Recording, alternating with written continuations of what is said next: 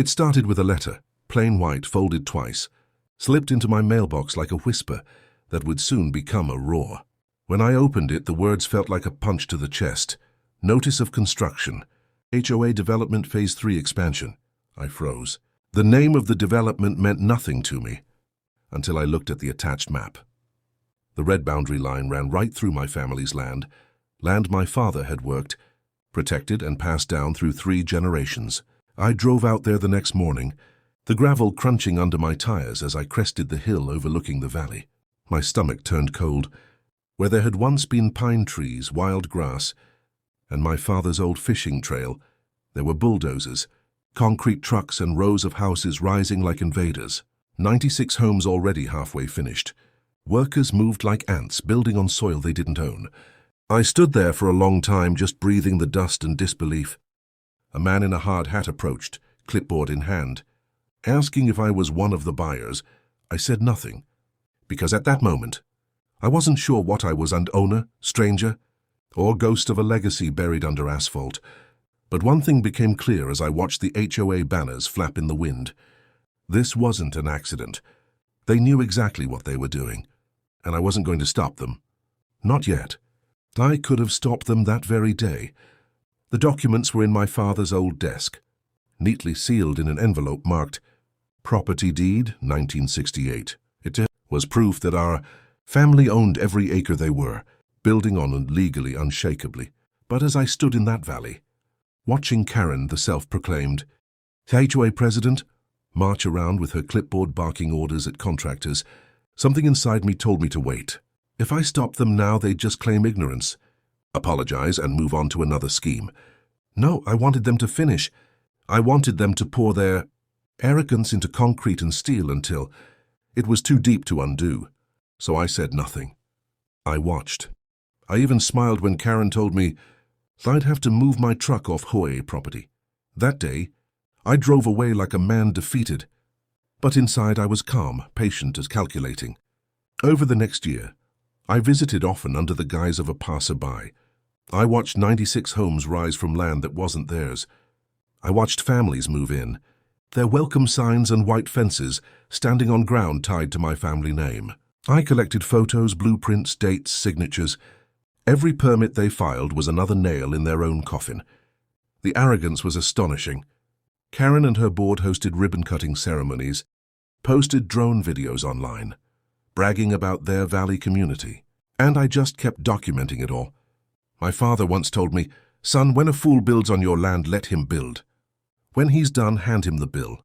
So I waited, patiently, silently, until every house stood tall, every mailbox painted, every HOA rule printed and distributed. Only then did I walk into the county clerk's office, place the original deed on the counter, and say, "I think we have a little problem." The first sign of panic came wrapped in politeness. A neatly typed letter from the HOA, stamped with Karen's signature, inviting me to a discussion regarding property boundaries. I almost laughed. For months they'd ignored every trace of my family's name on this land. Now suddenly, they wanted to talk.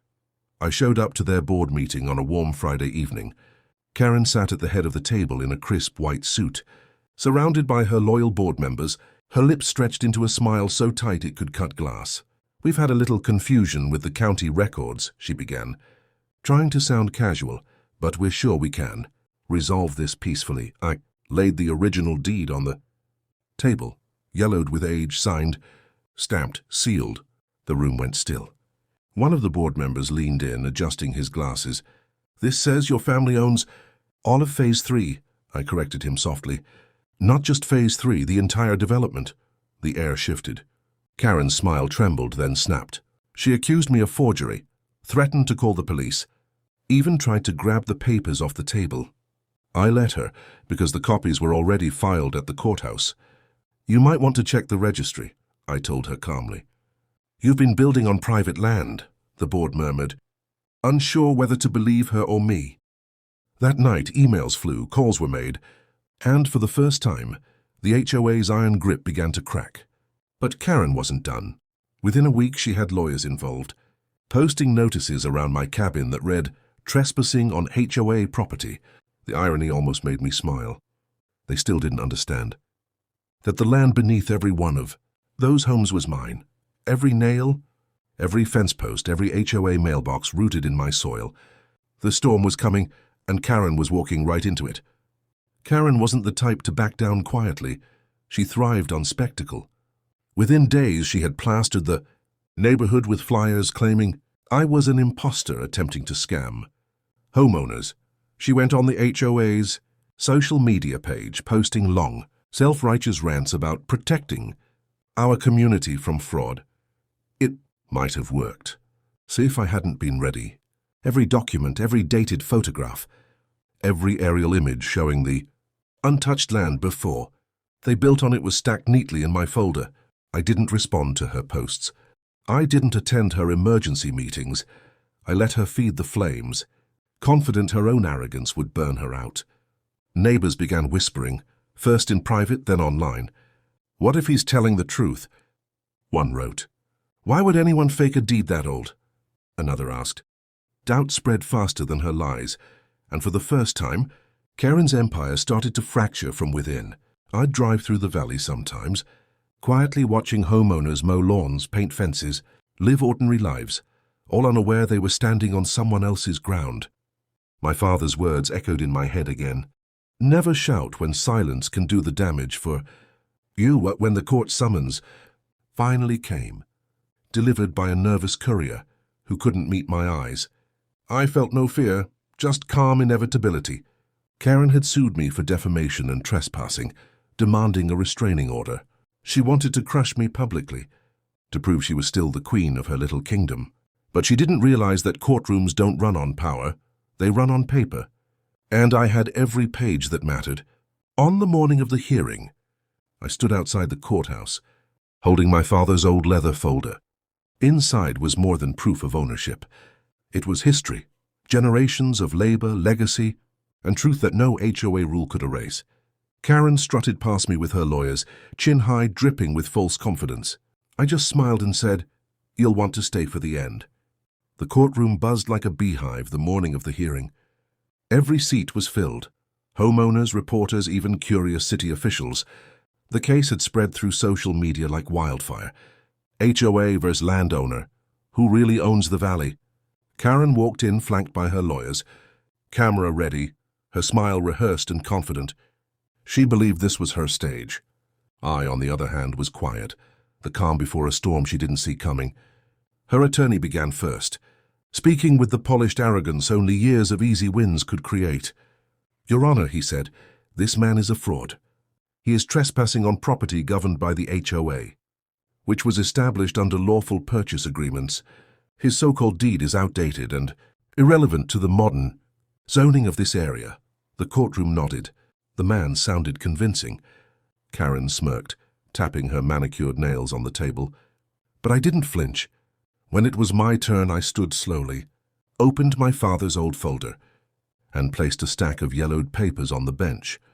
"This," I said, my voice steady, "is the original. Land deed dated back to 1884. Verified last week by the county records office." Murmurs rippled through the courtroom. The judge raised an eyebrow. I continued, sliding forward maps, signatures, and notarized seals. "This valley, every inch of it, including where the HOA now stands, was purchased by my great-grandfather. The deed was never sold, never transferred, and remains legally active." The HOA lawyer scrambled to object, flipping through binders of irrelevant paperwork. The judge silenced him. "Mr. Reynolds," she said to the county official seated behind me, "can you confirm this document's authenticity?" He stood, adjusted his glasses, and said firmly, "Yes, Your Honor. This deed is original and legally binding." The room fell silent. Karen's face turned pale, her smirk evaporating as the realization hit her. Her lawyer stuttered something about zoning revisions, but the judge cut him off.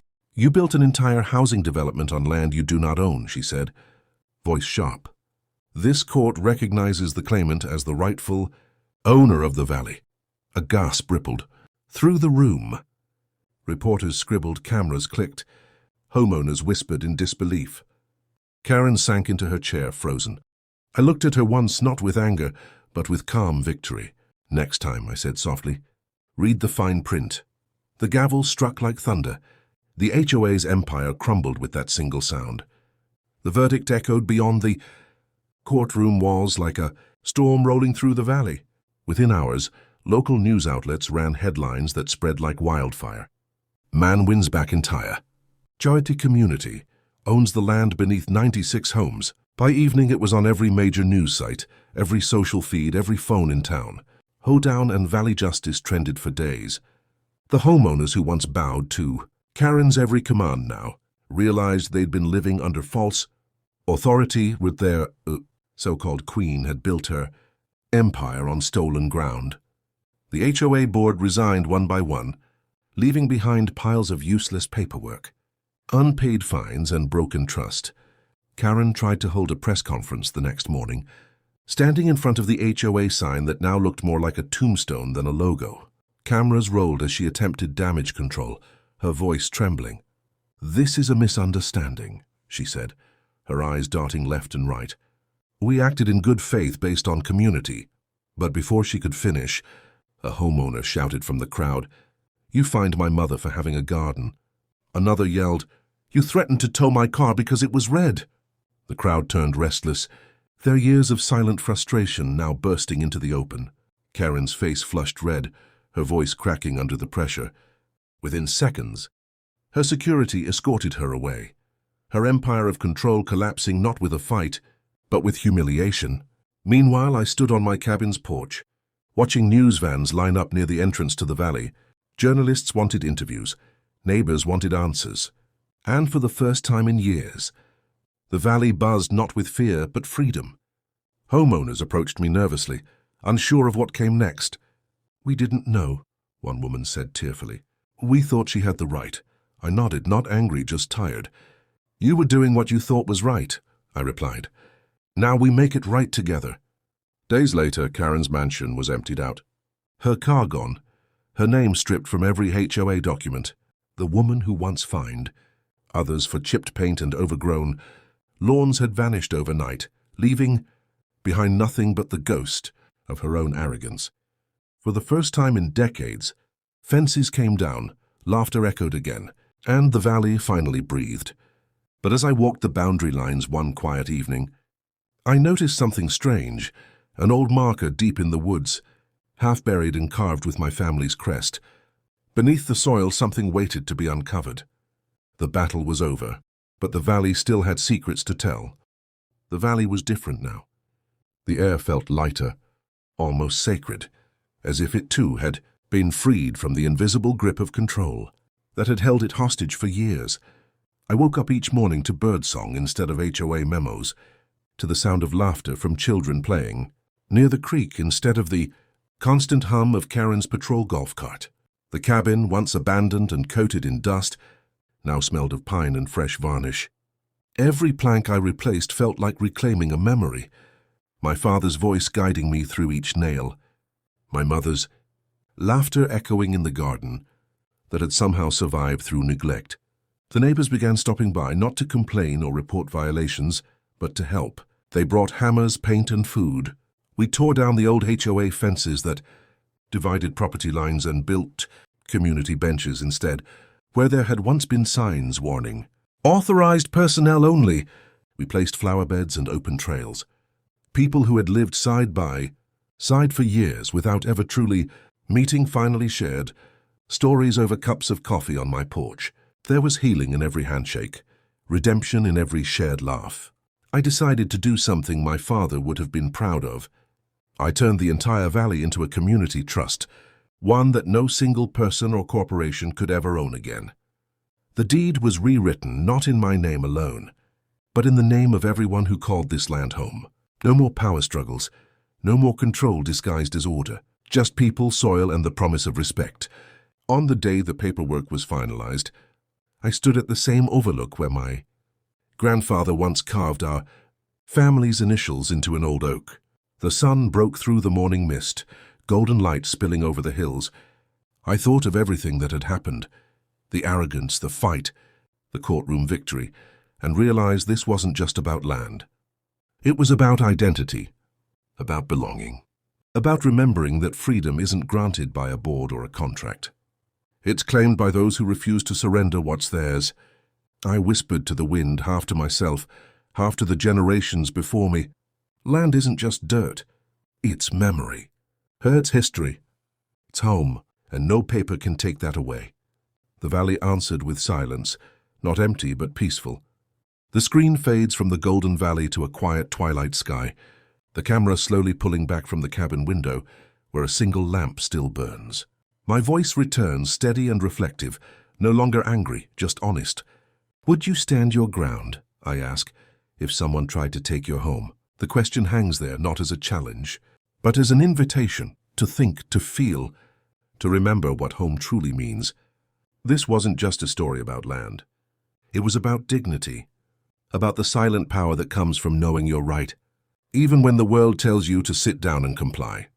For years, people like Karen have built their empires on fear, counting on others to stay quiet, to avoid confrontation, to just sign the paper and walk away. But this time the quiet man didn't walk away. He came back.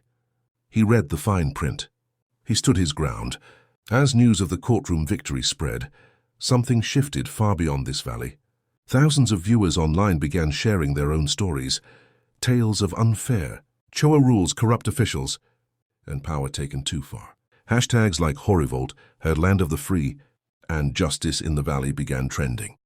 People realized this wasn't just one man's win. It was a mirror reflecting something inside all of us. The desire to reclaim what's ours, to live without unnecessary control, to breathe freely again. The camera moves closer, back to me standing on the porch as the last light of sunset paints the horizon. My tone softens, almost a whisper now. Sometimes the strongest voice isn't the loudest one. It's the one that refuses to be silenced. I look straight into the lens, into the eyes of everyone watching him and say, if you've ever felt powerless, if someone's ever tried to take what's rightfully yours, and remember this, justice doesn't always roar. Sometimes it simply stands firm. Then, as music swells beneath the sound of the wind moving through pine trees, I add one final line. Subscribe for more true stories of courage versus control. Because sometimes, the quietest voices make the loudest echoes. The frame lingers on the cabin light, glowing like a beacon. Fade to black. Birds begin to sing again.